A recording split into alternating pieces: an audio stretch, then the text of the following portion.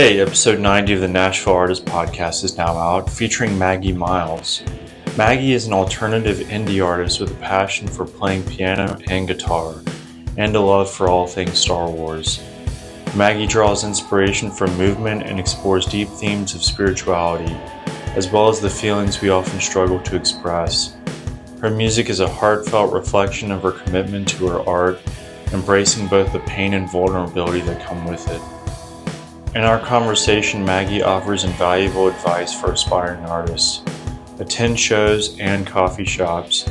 Understand that this journey takes time and celebrate the small wins and losses along the way. Remember, doubt is simply part of the process. She finds inspiration in the voices of icons like Hayley Williams, Cornell, Adele, and Miley Cyrus. And her favorite director is David Fincher. Enjoy the podcast episode.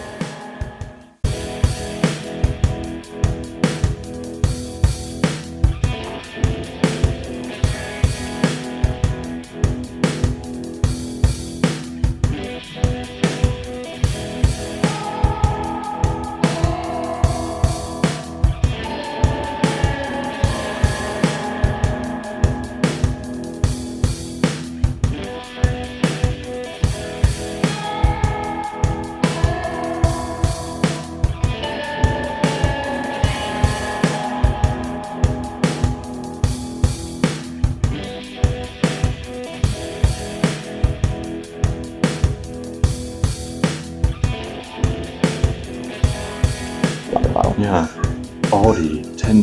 Aldi? Yeah. Is the way. I love Aldi. It's way better than any other water bottle I've had. They're like $70 or $80. Yeah, why is that? I don't know. It's insulated and everything. Yeah, that thing's a canteen. And I'll put your sticker probably right here. That's what's up. Cool. Honored. So what have you been up to today? Today trying to think. I didn't have work today, so that was cool. Oh yeah? Where do you work? I work at a little coffee shop in Nashville. Nice. Yeah. What part of town is it? It's over in like the east side area. Nice. Yeah. How long have you been there? Only like a month-ish. I was at a different shop and then I changed shops. Are you a barista? Nice. Yeah. What is your favorite drink to make? Oh man, I don't think I've ever been asked that. I think I really like anything that's kind of like cocktail adjacent, almost, where it's like an acoustic version of it, where you're like, There's no alcohol involved, but it's like you can do like shaken espresso stuff, Yeah. It's always fun. I like cortados. That's probably my go-to drink when I go to a coffee shop. Cortados are really good. Yeah, they're very good. Awesome. How long have you been a barista? Technically like 8 years. Wow. Yeah. It kind of goes hand in hand with how long I've been like doing music. Nice. Yeah. Coffee shops and music go hand in hand. They do. Someone's always got to control the playlist. Yeah, man. Oh yeah. Absolutely. When I first moved here, I was a barista at Red Bicycle coffee shop in Nolensville. For sure. 2 years, and that was a good fun era. Yeah. It's great for networking. Seriously. You just get really hyped and talk to people. Absolutely. I've met incredible people. My band, I don't know most of them, just working in the service industry, and yeah, just good people. Awesome. Well, we'll get started here. Hey everyone, welcome to the Nashville Artist. I'm Jordan, and today Maggie Miles is here. Hey, I'm here. Thank you for coming over and doing this. Oh my gosh. Thanks for asking me. Absolutely. I'm very excited. So where are you from? I am originally from Virginia. Like Nova, but not closer to DC. I'm like an hour outside. I'm like right on the West Virginia border. Appalachian Mountains type vibe.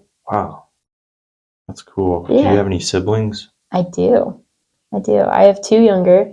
We're both family with 3 siblings in total. I'm the oldest. So, yeah, a little brother and a little sister. Awesome. Are they also into music and art?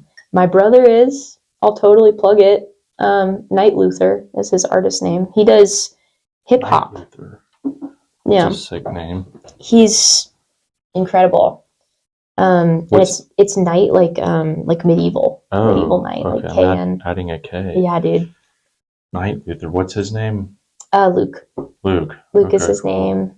name. Yeah, he makes honestly kind of whatever he wants. It's very inspiring. But it's like alternative hip hop. It's got some rock influence, some EDM stuff sometimes, but yeah, he's really just kind of going for it. He still lives back in Virginia, but does a lot of self production and like sampling, and yeah, he's just super cool. Awesome. So What about your sister? my sister is also creative, and she does like everything. I mean, she's incredible at drawing and painting. She does kind of like hair and makeup, cosmetology. That's the name. Everyone's gonna make fun of me. She's incredible. She does my hair and makeup on the road if she comes out, and Wow. she's got a great sense of like style and designing. And What is her name? Sam Sam. and Luke. Nice. Yeah. What about your parents? Are they into art or music?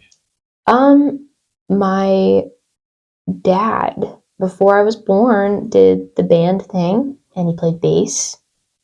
And I grew up heavily like in the church and stuff, and he led worship for the youth group and taught afterward when I was in middle school. So my dad's definitely got musical ears. My mom kind of holds us all together logistically. She's like classic, just like really good with structure, I would say. Her and my dad really balance each other in that way. But yeah, she says she's not creative, but I think that she is, because she exists in our house, and like I feel like you'd have to be creative to like exist there in the sense of like emotionally, and like you just have to like figure out how to kind of blend into an environment. And she's never made me or my siblings feel any certain way for being creative, which is That's great. awesome. Yeah. What are their names? Jen and Turner. Jen and Turner. Yeah. That's awesome. Yeah, Turner Miles and Jen Miles. They're great people. Awesome. Yeah. So, what were you into as a little kid? Honestly, I'm relating to some of the stuff up here. I loved Star Wars as a kid. Really? Yeah. I feel bad. I've kind of fallen off a little in the past, few years here. But yeah, I had action figures, had lightsabers, all that sort of stuff. And it was fun with my brother because his name's Luke, so I'd always make him play with me, and I would always be Darth Vader. Oh, that was really fun. Yeah. I'd be like, you're definitely being Luke, and he'd be like, okay. That was fun. But love Star Wars. I love, I've always loved music. Always loved music. Being outside, playing with my friends, riding my bike, riding a skateboard. Yeah, pretty nice. simple. Do you have a favorite Star Wars movie? Ooh. Yeah, I mean, Empire Strikes Back is kind of, I feel like that's most people's answer, but I think it's for a reason. What is your favorite prequel? Ooh. A lot. Well, Revenge of the Sith has like one of the best duels ever. Yeah. I mean, it's Duel of the Fates. It's Yeah. amazing. I won't geek out too much on here. I love Revenge of the Sith. Yeah, it's a great movie. That one's my favorite. It's of great. all. It's really sad, but It is. But you feel like inspired because you know like what's to come and like how it eventually becomes okay again. Yeah, But you feel bad for Anakin. you feel horrible. I feel bad for Padme. Padme. Yeah. He killed her. It's Was it trying not spoiler. to? Yeah, hopefully these people Massive watch, spoiler. I mean, if you haven't watched it, then where have you been? Right. Let's be honest. And I saw that the day it came out, May 19th, 2005. I Wow. was like, I had my Anakin shirt on Yeah. and everything. My parents went on a date that night and they said I couldn't come. Really? They went to They it? got a babysitter.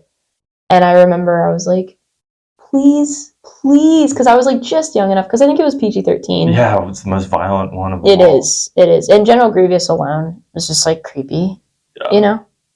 Yeah. He like talks all wild. Anyway, we're like super talking about I'll Star go Wars. on like a super Star Wars tangent, but I will say this. what I found very phenomenal with the prequels is like the enemy at the end of Phantom Menace is like Darth Maul, and then the enemy at the end of Attack of the Clones is Count Dooku, and then the enemy at the end of Revenge of the Sith is General Grievous. And if you put all of those together, who do you get? Darth Vader. Oh. You get the wealth of Count Dooku. Oh my the gosh. biomechanism of, and then the lightsaber skills of Yeah. Darth Maul. Yeah. And the hatred of Darth Maul. Yeah, Darth Maul's just like mad. Anyways, He has the least background story. I know, and he has like the least words. Yeah. He's very brief. Yeah. Oh, he's so cool though. What makes him super mysterious. Mm-hmm. Anyways. Yeah. Hey, we did that. We talked about it. Yeah, I loved it. But yeah, I loved that as a kid. I really did. I kind of fell off in my teenage years when they started doing the newer stuff. Right. Nothing against J.J. Abrams or any of that stuff. Maybe it just got too popular again. And I was like, nah. Right. I'm good. It's overwhelming now. It is a lot. There's so many TV shows. It's hard to keep up. Yeah. My guitarist, his name's Jake. He's one of my best friends. Massive. Like, I pale in comparison of like how much he appreciates this franchise. And poor guy, he's always trying to talk to me about the shows that are going on. I'm like, dude, I know about the movies. That's it. I need to catch up. But anyway. Right. Anyways, that's awesome. So what first got you into singing and art? Honestly, just being inspired by singing and art that I had witnessed. And for a while didn't think that I would be able to do the singing part. So I like held off on a lot of that for all of my childhood and teenage years.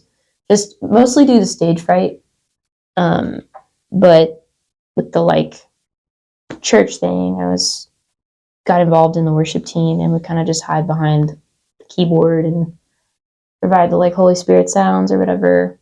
And then one Sunday there was a mic in front of me and the guy leading was like, "Hey, the other chick like didn't show up. Can you do harmonies?" And I was like, "Sure." And got really like sick in the bathroom and then did it and was like, "All right, that wasn't that bad." And so it's just kind of like grown from there. And I was like 17 or 18 and started singing around then. And once I realized that I could sing, I kind of gave myself permission to like use the words I had been writing and like use my voice to like sing them. Nice. So was your first instrument piano? Mm-hmm. Nice. When did you start playing piano? Like 14, 15. Yeah. Nice. What is it that drew you to the piano over the other instruments? It was there. Oh, okay. It was in the house. Yeah. Nice. We got a piano in our house when I was like 8. And I would sit and play on it. But I actually, when I was 13, I think, I was in middle school. There was this girl that I looked up to a lot in our church, community. And she was really sweet and kind of just was very intentional with me when I was that age. And I just asked her, I was like, "How do you do this?" Because she would play piano on the worship team. I was like, "We have a piano at home and I'm always doing stuff, but I can't make it sound, And she said, "Let me show you this." And she took my hands and showed me how to play a C chord. She was like, "Just move this around and you're good." And I was like, "Oh." And literally that opened my brain and understanding now, like, that's a chord. That's all that was. And taking that same shape and like doing it different ways. Like once I figured out 4 of those in a certain order, I realized that like all major pop music and honestly some rock is like just 4 of those guys. And so I started just messing around with different orders of that and realized that not only could I mimic songs that I was hearing on the radio, but I could also make my own songs. And that's kind of how it started happening, when I would just take different things like that. And That's awesome. What artists or musicians were you really into at that time? Yeah. When I was around that age, honestly, there's a band called Mute Math. Oh, yeah. Really inspired me. My dad showed me them, actually, when I was in middle school. It was when they were kind of like really at their height, showing how young I am. But yeah, they're really cool. And then Switchfoot really was inspiring to me. They were my first concert, you know. Paramore, Hayley Williams, she's just, yeah, undeniable. Goes without saying. Like, she's the front person, you know? Yeah. Yeah. She's a big one. And then later in life, 21 Pilots is actually like what really kind of lit a fire under my ass and made me become who I am today. Awesome. Yeah. So did you play in school? How did you start out? Like, Yeah. No school vibes. I would skip class to play in the practice room because they had a piano there. So maybe that wasn't a good example, but yeah. okay. I'd play at school, but it wasn't for like a class or anything. What about you? So mostly in church? Yeah. Yeah. What how did you play all through high school in the church? Joined worship team my sophomore year. Joined worship team my sophomore year. Okay, cool. And is I'm guessing piano is your main instrument other than singing? It is. I haven't played it for fun in a long time. Okay. Just mostly because it's really lazy sounding, but my rig for touring is the same that I use at home. And so it's usually like in its case ready to be lugged into my car. And so it's like getting it all the way up the stairs into my studio is like a lot. And it sounds so lazy, but it's really just practicality. That's the only reason. If I had like a piano in my house, I would play all the time because that's what I do when it's around. But guitar's kind of become a good friend of mine the past few years. We have a weird relationship. It's not my most natural like expression in music, but I'm starting to figure out how it is, like how it can be an expression for me, and Nice. That's been really fun to explore. So piano and guitar are your other main instrument. Would you say your voice is your main instrument? Yeah, when I remember that that's a thing. Yeah, I guess it Nice. is an instrument for Yeah, sure. definitely. So why would you say you're drawn to singing and art? It's not something that I take lightly, but at the same time, it's just like the easiest thing in the world.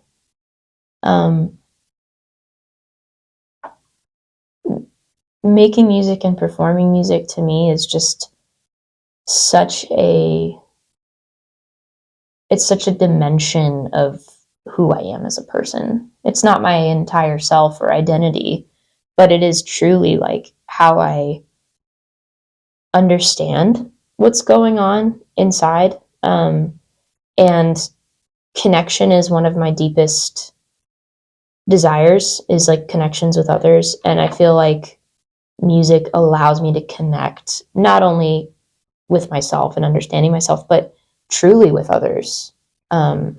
Music's how, like, hearing other music is how I've sometimes really understood how I was feeling about something. Sometimes you hear a song and you're like, oh my gosh, I've never even put that into words. That just nailed it on the head. And so, like, truly one of my biggest hopes with what I'm doing is to do that for other people. So, right. Yeah. Express things that someone feels but didn't know how to say. Yeah. Yeah, definitely. Hope they feel like comforted by that. Have it be like a friend to them. Yeah. Yeah, definitely. So do you have like routines, or how do you develop your artistic skills now? I'm working on the routine thing. I'm not great at that. I think a lot of it is doing it for myself, like consistently.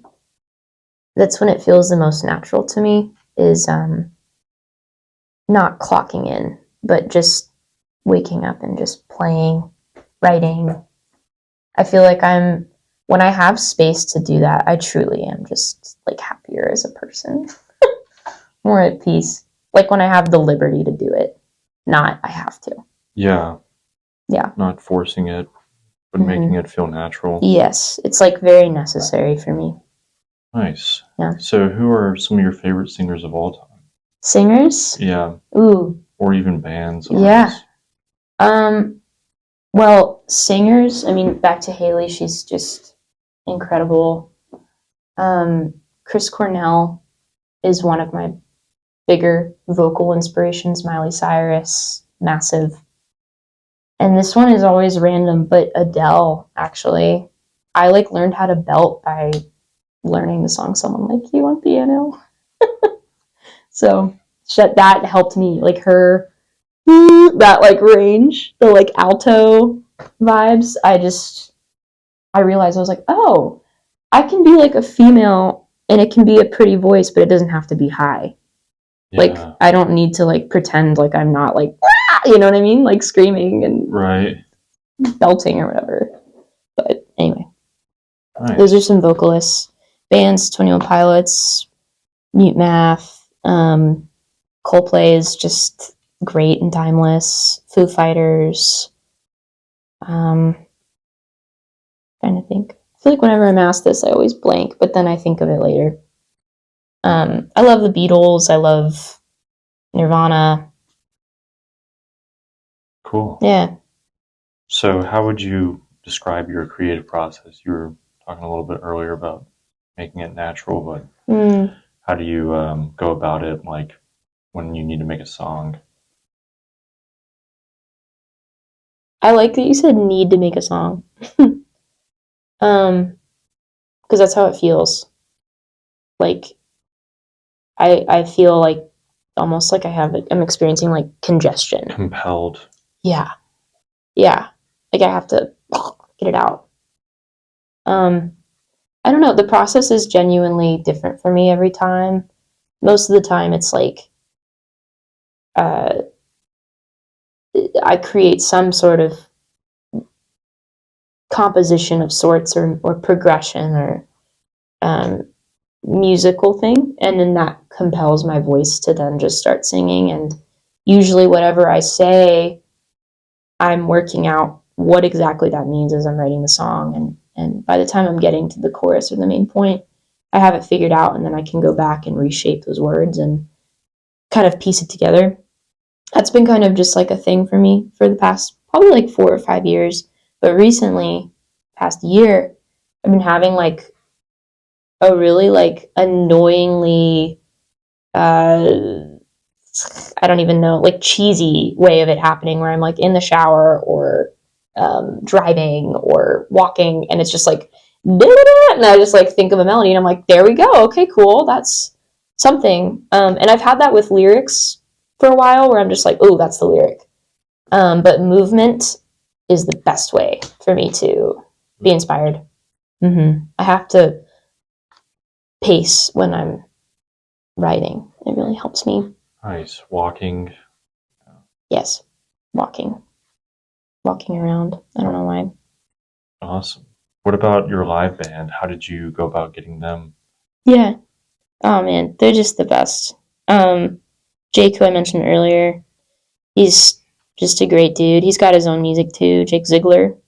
He's got like a cool classic rock, southern rock kind of project. It's really different from my music, but I think that I love that. All three of the people that play with me currently have their own projects. It's really cool. But that's Jake, and I met him working at a different coffee shop. He was the kitchen manager there, and we just hit it off. And him and his wife are really good pals of mine. And then my drummer, I met because he's just like kind of hard to not meet in Nashville. Like he's just kind of everywhere in the most subtle way. He's one of the most down to earth people you'll ever meet. Very unassuming, but just ridiculous at his instruments. Like he plays everything and plays everything very well. His name's Corey Williams. That's his name. Nice. Corey Hale Williams, actually, which is funny. And then my bassist, name's Allie, but her project is called Robin. And Allie's just, I think, more than anything, like really important to the live show. obviously her musicianship is excellent, but her presence on stage, like, really just kind of has taken the thing to a whole new level. Like, it's one of those things where, when you have someone in your life that you don't have to, like, explain anything to, like, they just immediately understand. Yeah. That's her, but, like, also musically. It's so cool. Wow. Yeah, I've never had to give her any notes on anything. I've never had to, like, she just gets it. Awesome. Yeah, and people love her on stage. Nice. Yeah, she moves around a lot. Yeah, no, she's a rock star. It's super awesome. cool. Yeah, they're great people. Do you have a dream venue you would like to play? Oh my gosh. Yeah. I mean, it's generic, but Red Rocks. Oh, yeah. Yeah, in Colorado. Red Rocks is up there. I really want to do the theater thing. I love theaters. I want to play the Ryman. Yeah, I have like a bucket list in my notes app of venues and milestones. I think my biggest thing that I'm really excited for one day is to do like the festival circuit, like Lollapalooza and Bonnaroo and Coachella. We'll see. Like Bridgestone Arena. I wasn't gonna say it, but yeah, I think Madison Square Garden, Bridgestone. Nissan Stadium. Ooh, I don't know, man. Pretty big. That's like crazy when you think about how many people. 80,000. Do you think the football players get as nervous? It probably turns into adrenaline, so they get excited about hitting someone. I guess that's the difference. I'm not hitting anybody. They're like, I'm ready to go. Sorry. Yeah, I don't know how they do that. I really don't. I'm sure I do catering sometimes, and I've done catering backstage at Bridgestone Arena, and sometimes when we're doing the green rooms, they'll have like weird requests. This one dude was like, "You give me like, I want an ice bath," and I'm like, "Okay, cool, we'll set that up." Was this catering for like the Titans? No, it was a musical act. Musical act. Gotcha. I think it was One Republic or something like that, whatever they're called. They're playing with like the Chainsmokers, and we were like doing their green rooms, and I could tell this guy was so nervous because you can hear the crowd just raging above, and it's just so loud and it's so intense, and you can feel just the power of the crowd. Yeah, and it's very inspiring. I was like freaking out. Of course, the security guards was like, "I want to play here so bad," and he's like, "One day you'll be here," or whatever, and I was like, "Awesome." Anyways, we were like filling up an ice bath for this guy, and like I could just tell like he needed to calm down. Yeah. And I was just like, wow. I mean, goodness, dude, I get nervous playing like a 500 cap room. I don't know how. Yeah, it's a lot. I think it's good to be nervous though. It means you care. Yeah. Yeah, it keeps you really human.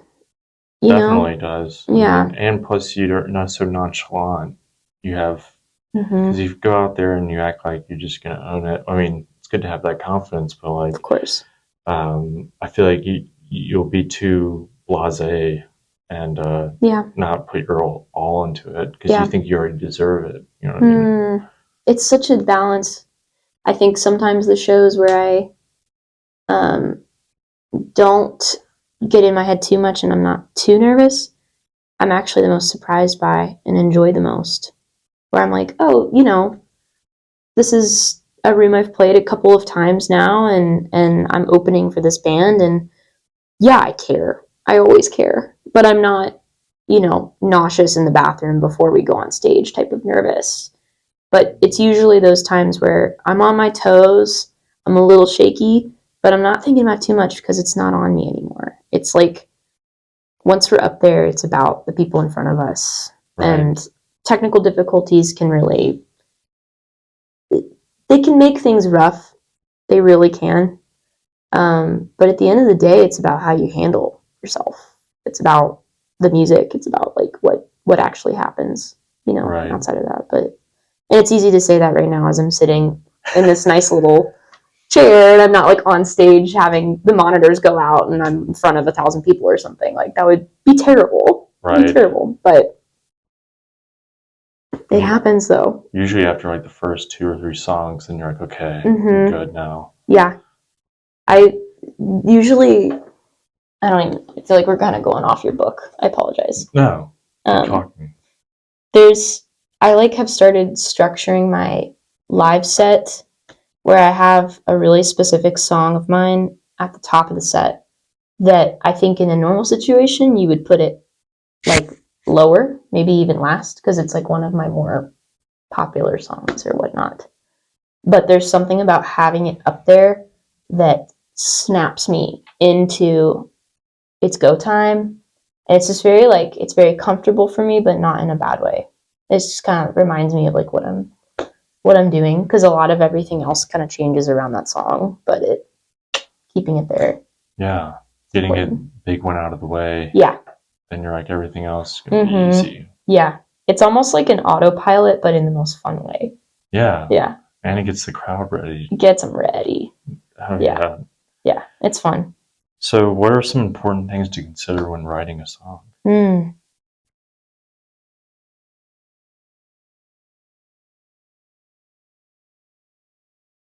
I think as a younger songwriter, I used to think that everything out of my mouth had to be the most profound thing I've ever said. And it's ever been written or whatever. Which is an okay, desire. But as I've hopefully grown, I've realized that what actually matters is me just saying what I mean. It's just honesty. And there's a couple of lyrics that I've written recently that when I look at them, I'm like, that's pretty simple. It's not something that necessarily hasn't been thought before, but it's all about how I am delivering it that really like sits good with me and it feels right. So I think it's been a lot of like letting go of trying to be this like really cerebral artist type, and like there's moments of that, sure, but at the end of the day, I really want anybody in any country from any background to look at what's happening and be like, I get that. I relate to that. And even if they don't relate to it, they get it. Yeah. I don't know. But not too simple where it's just like, that was stupid. Well, get to the point where they can feel it even if they don't speak the same language. They like 100%. feel the emotion. Mm-hmm. Yeah. And that's where melody is really important to me. Yeah. Yeah. Melody, like, I mean, I don't know. I think people care about lyrics. They do. Lyrics have changed my life. But no matter how much you care about lyrics, when you first hear a song, you're like physically incapable, unless you're looking at them directly, the lyrics right here. You're physically incapable to take that information as you're experiencing it all and like know exactly what they're meaning in that moment. And like it, if you're listening to something for the first time, it's really truly the melody that's like hitting you first. And I think having that in mind while holding integrity with the lyrics is kind of my goal with all of this new music that I've been working on. Nice. Yeah. Okay, cool. What would you say inspires your creativity? People, honestly, conversations with people, experiences, my life, to be really blunt. It's just existing. Everything, truly. Okay, cool. Well, what are some themes that you explore in your music? What do your songs represent?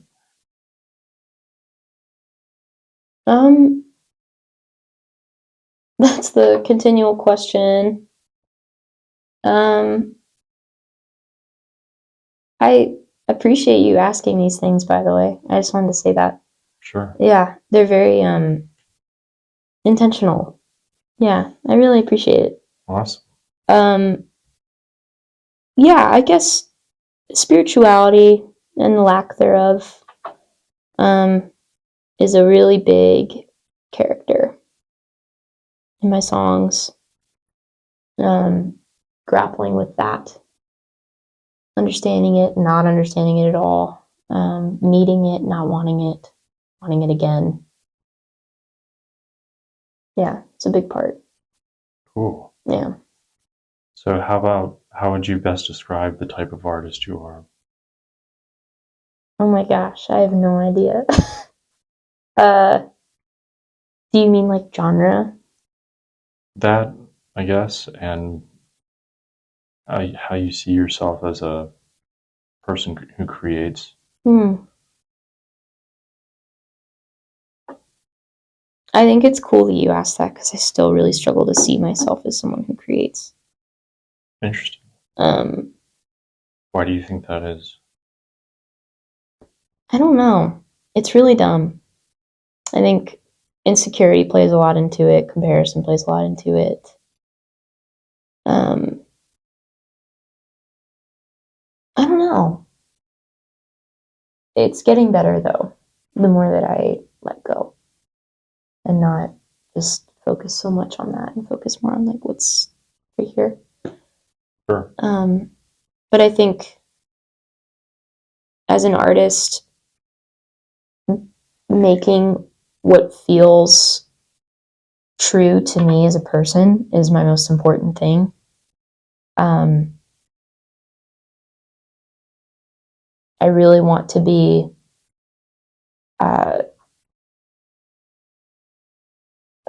it's kind of ambitious, but I really want to be someone that inspires little movements. Musically, I really want to be an artist that inspires other artists, other creatives. That's just kind of the whole thing for me is like someone that I love very, very, very much told me a quote one time that said, well, they actually didn't tell it to me. It was written down on a piece of paper that I saw.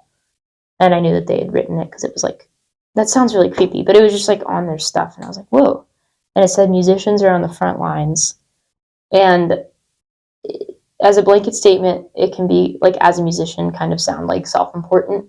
But in the grand scheme of things, like when you think about the setup of like a live show, like we are at the will of that ocean of people in front of us, you know? Like, I mean, you know, playing drums, like there's nothing that you can do. Like you're literally stationary. Like you have to do that. And if you step away, then everything stops. Right. And you're just there. You're providing for them. And you are at the mercy of how they want to respond to you or don't want to respond to you. And I think that really is so vulnerable.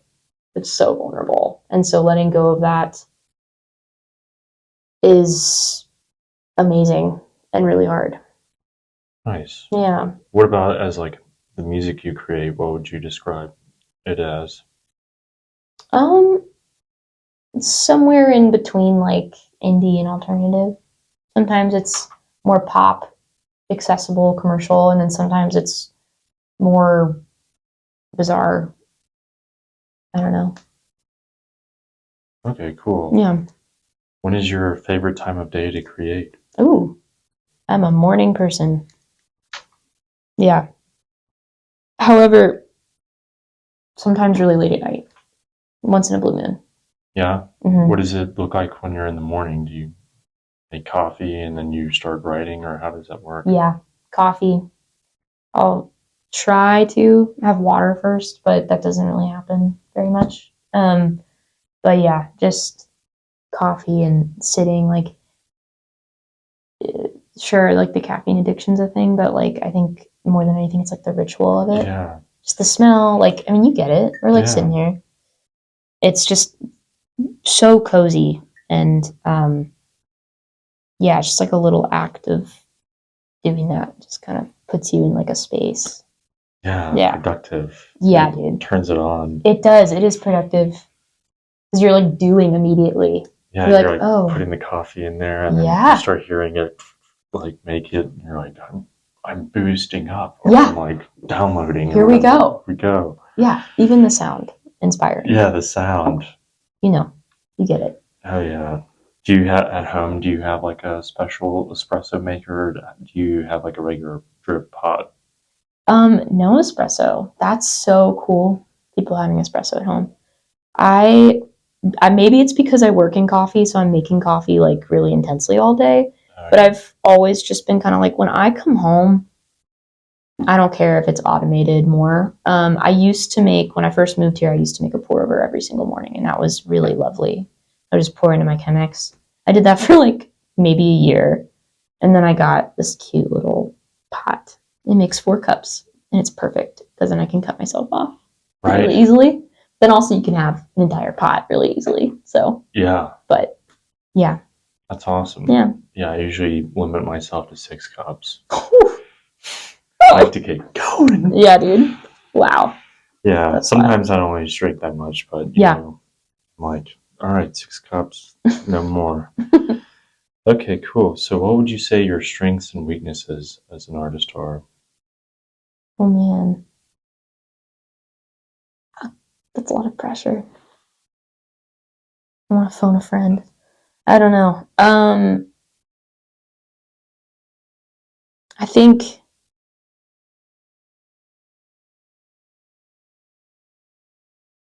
I want to keep it short. I think it's kind of the same for both.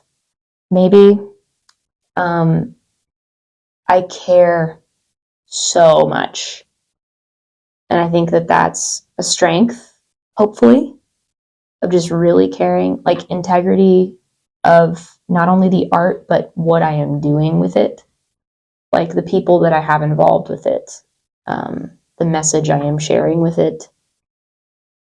That's, I care so much, but on the same thing as a potential weakness, I think that I care too much sometimes about things that I simply can't control. You know, I can't crawl into my phone and like put what I'm doing on in front of people. That's not that's not how it works, and I have to trust more that what I am doing is enough, and like I can work hard for what I want, absolutely, and that's always like my goal is to work hard, but also I need to let go. Like once I release a song or once I play a show, like it is now in their hands, and if it's not received, then that's like not on me. I did what I was supposed to do. I made the song I felt like I was supposed to make, or I made the album I was supposed to make, and played as hard as I physically could. But if someone still like it's just I can't mull that over too much. It's definitely something I struggle with. Like, man, why didn't that happen? Like, why have I been touring for almost 6 years and still don't have a booking agent? Why am I like making my 3rd album and still don't have a budget? Why am I blah blah blah blah blah blah blah blah blah? There's like a million things that you could say, and I think at the end of the day, like those things are out of my control.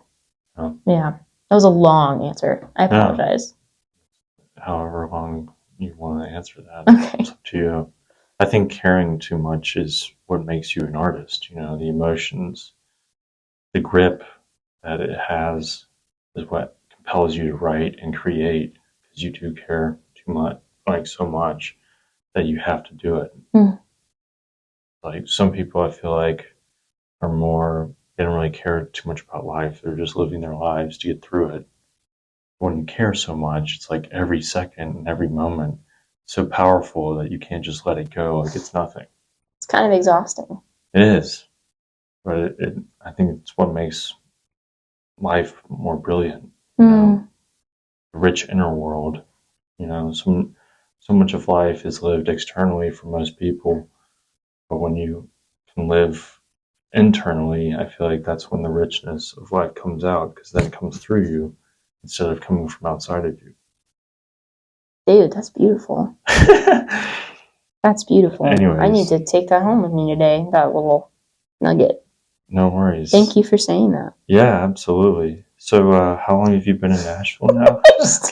No one cares about this after you just said that again. I moved here in 2019. Nice. So it'll be 5 years this summer. And what initially brought you here? what we're doing right now. Right. Yeah. Nice. Music. What would you say is something you've learned living here? It takes a long time. It takes a long time. It is little wins and it's losses too. But it's small steps, because I think honestly a lot of the artists that I've seen you have on here would probably agree that we're doing this because we want to do this forever. And if you want something to last long, you have to work at it for a long time.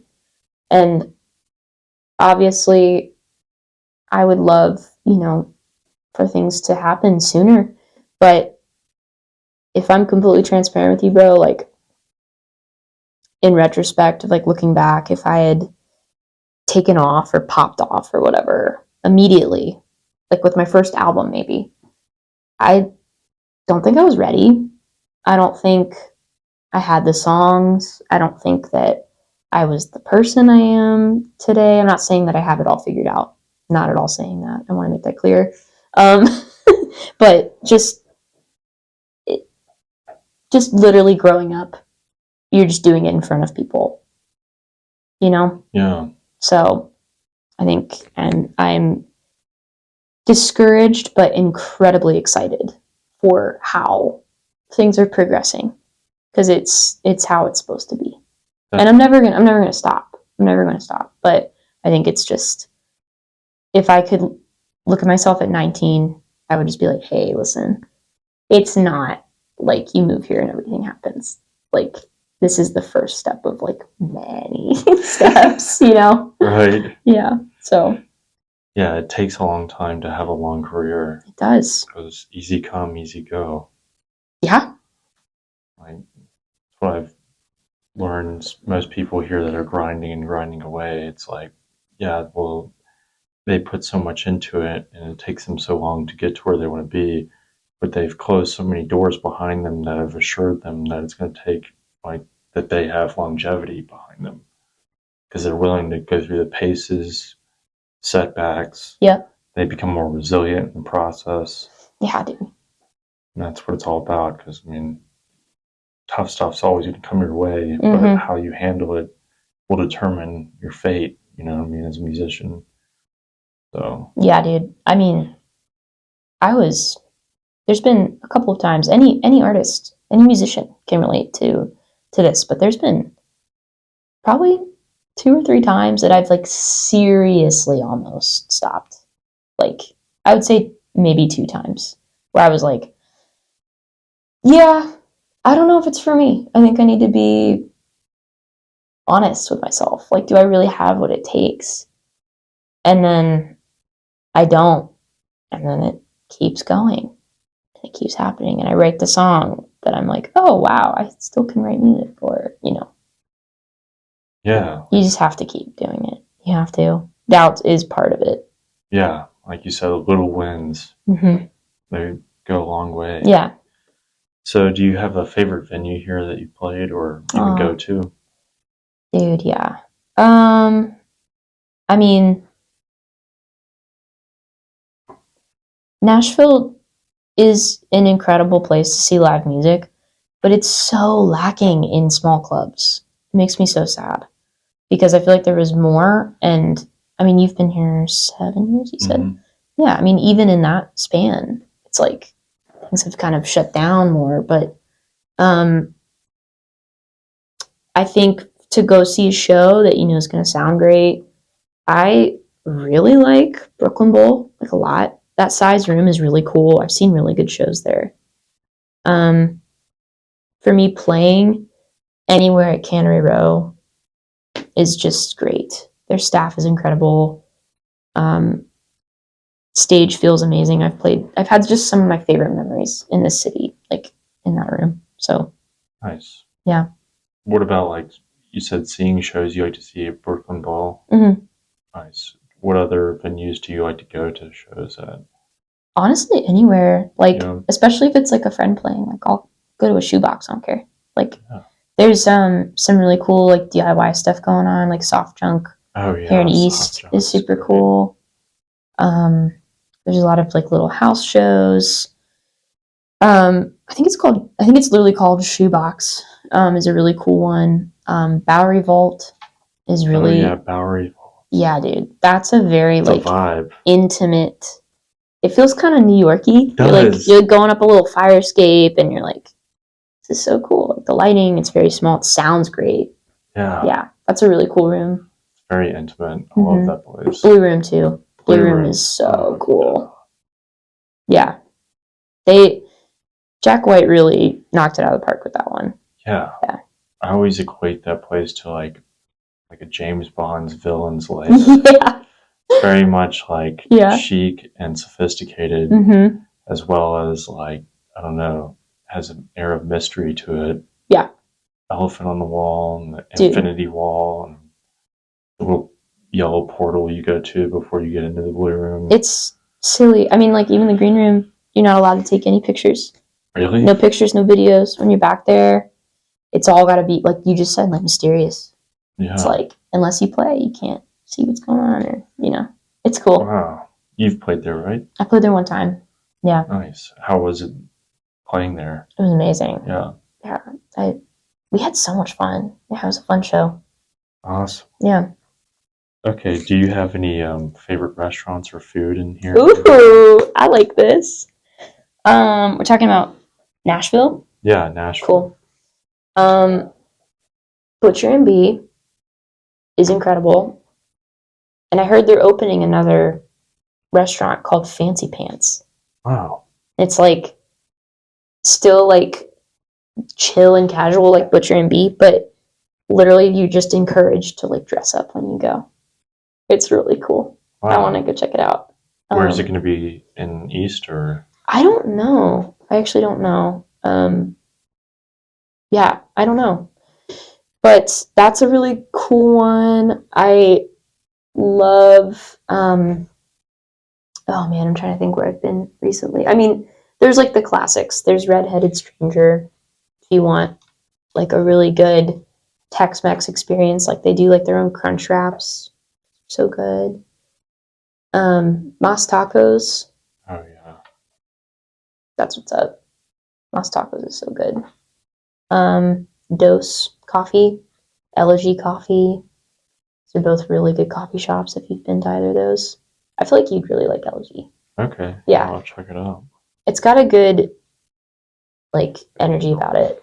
Like it kind of fits your like aesthetic. It's like kind of gothy, but like I don't really know. Just like alternative looking. I don't really know if that makes sense, but it's really cool. And their staff is great. And Dose is just like a classic. Like if you want to run into anyone you've ever known in your entire life, like go to Dose off of Riverside in East Nashville. Yeah. Weak Coffee too. Weak Coffee. Yeah. Oh my gosh. Nathan Knox, who is just an incredible drummer, also in town. I don't know if you've met him. He plays for Bristol Maroney and a couple other artists in town. Yeah.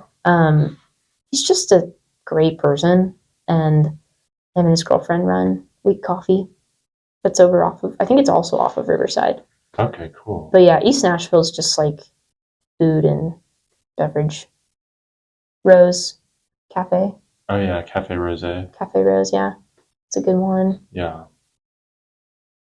Awesome. Mm-hmm. Okay, so what is some advice you would give to someone who's going to move here and do art?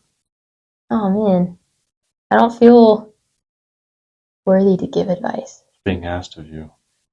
That's true. That's what this is.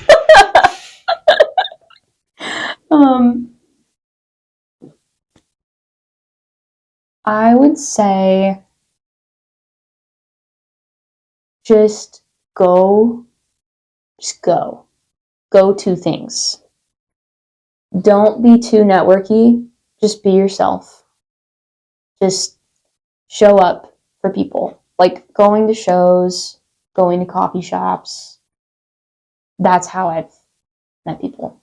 Really, is just like having genuine interest in what's happening here with no like no secondary sort of like desire behind it. Just truly being yourself and going and just checking out what's going on.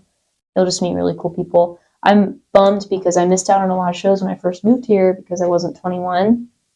And so I couldn't get into a lot of clubs. But then when I turned 21, it was during the pandemic. So I like missed out on a lot of live music. I went to some like bigger shows that came through. And like there were a couple like 18 up vibes, but local stuff, just go to it if you can. It's really cool. Awesome. Yeah. So, reflecting back on when you first started as an artist, what is one of the biggest challenges you've had to overcome, and how did you get through it?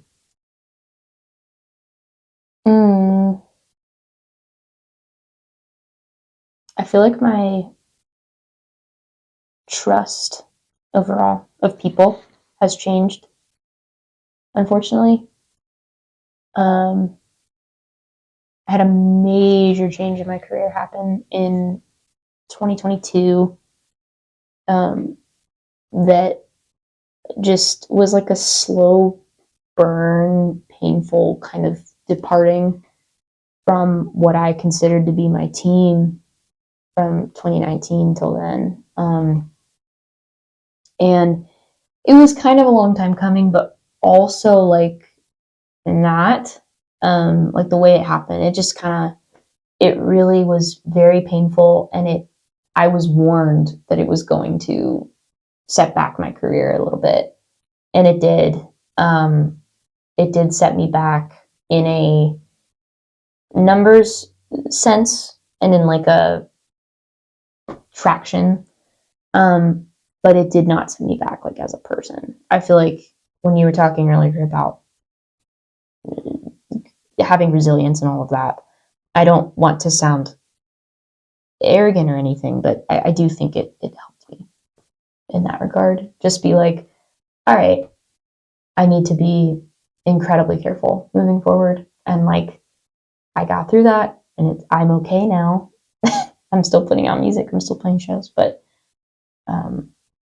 yeah, just my trust was really, I was really burnt, like really bad. Dang, was it like a departure of a team member? Yeah, I mean, it was mutual. Like it should have happened. And that's the thing, is like I'm grateful it happened. But all of the warning signs leading up into me even working with that like grouping was kind of just, I ignored them for the sake of like the personal aspect of it, of not wanting to, like thinking that I was being selfish or that it was going to damage more or that I was being stupid because they had poured so much, even though it was like really hurting me and was confusing. And I like sacrificed a lot for the sake of that relationship, not realizing it was actually like really hurting me and in turn hurting that person. And so, yeah, it was just kind of like I don't want to get into it too much. I already have, but yeah, that really was hard to get through. But I'm okay, and I'm here, and yeah, doing the thing. Awesome. Yeah. What is your biggest personal growth from last year to this year?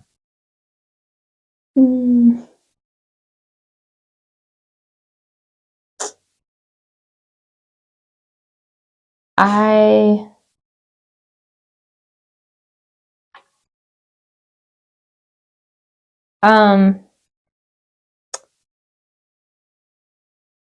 contentment, I think, is something I really struggled with. And the key to contentment is gratitude. So that's been Nice. the whatever. Yeah. Awesome. Okay, cool. So how can people support you as an artist?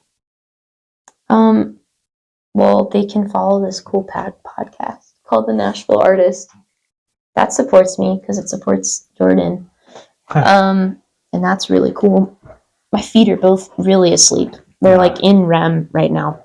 I think just listening to my music. I'm on Spotify, Apple Music, Amazon, Maggie Miles. But coming to shows is kind of the way to my heart.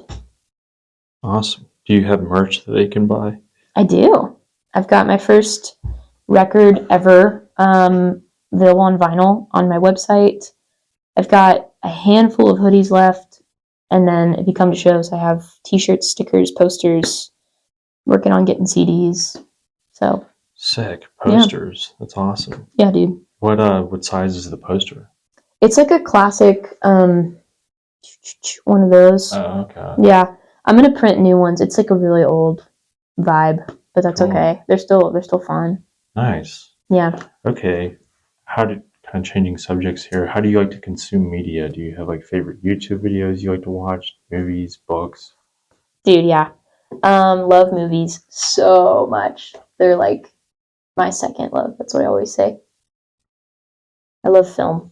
I saw your Fight Club thing up there. Oh, yeah. David Fincher is my favorite director. Oh, really? Yeah. He's incredible. Have you ever seen Seven? Yeah. Yeah. Great movie. Christopher Nolan, obviously, too, is incredible. I love the Dark Knight trilogy and, Inception, Interstellar, all that. Those are that genre is just great. So great. Yeah. I love movies. I love books. I'm bad at like remembering that I have a book to read sometimes. I love podcasts. I've been really loving Armchair Expert with Dax Shepard. Did I say his last name right? Is it Shepard or Shepard? I'm not sure.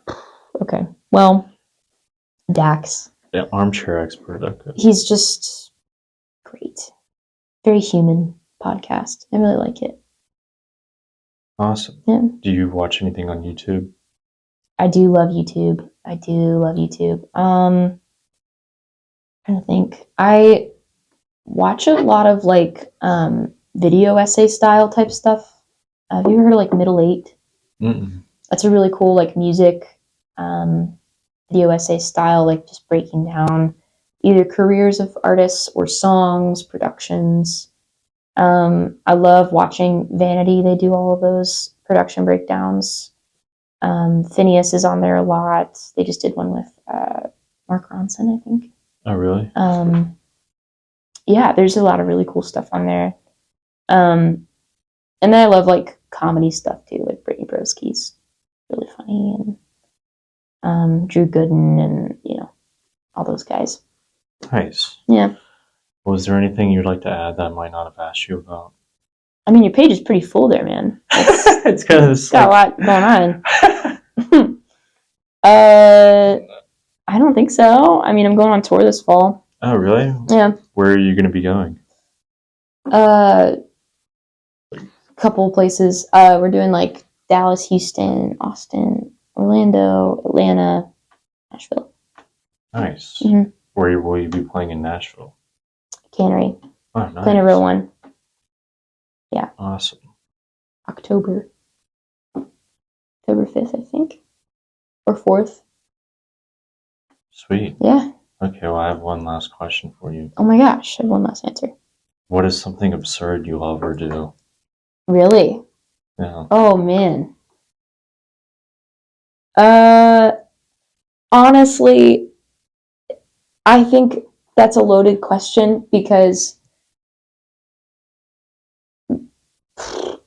anyone who's close with me understands that I am absurd. I'm just absurd in general, and not in like a self-proclaimed like I'm a weirdo. I mean it in like, no, like I don't know. My only goal when I'm with somebody, anybody or a friend, is to make them laugh. And so typically it's doing something that doesn't make them laugh for the first 10 minutes, and then for the following 10 minutes is me finally doing something that makes them laugh, and only doing that for another 10 minutes. So that's kind of, if you want to know anything about me. Nice. It typically doesn't go well. Yeah. For me, because I'll do it in front of anybody, and then